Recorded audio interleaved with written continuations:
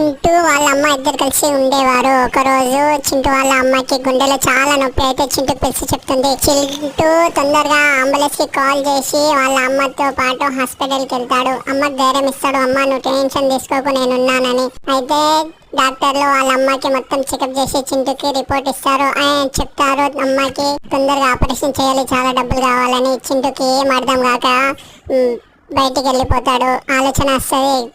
అయితే బుల్డోజర్ ని కలిసి తన కారుని బుల్డోజర్ ని అమ్మేయాలని చెప్తాడు. బుల్డోజర్ ఒక రౌండ్ కొట్టి ఆ కారు తీసుకొని చింటూ డబ్బులు ఇచ్చేస్తాడు. చాలా సంతోషంగా డబ్బులు తీసుకొని హాస్పిటల్కి వచ్చి డాక్టర్లకు ఇచ్చేస్తాడు. డాక్టర్లు వాళ్ళ అమ్మకి చెకప్ చేసి మొత్తం ట్రీట్మెంట్ మొత్తం చేసి చాలా ట్రై చేస్తారు. కానీ చింటూ వాళ్ళ అమ్మ బతకలేకపోతుంది. అయితే చింటూ దగ్గరికి వచ్చి డాక్టర్లు చాలా ప్రేమతో సారీ అని చెప్తారు. ఏం తెలియక చింటూ బయట కూర్చొని ఏడుస్తూ ఉంటారు. చింటూ కోసం వాళ్ళ అమ్మ కోసం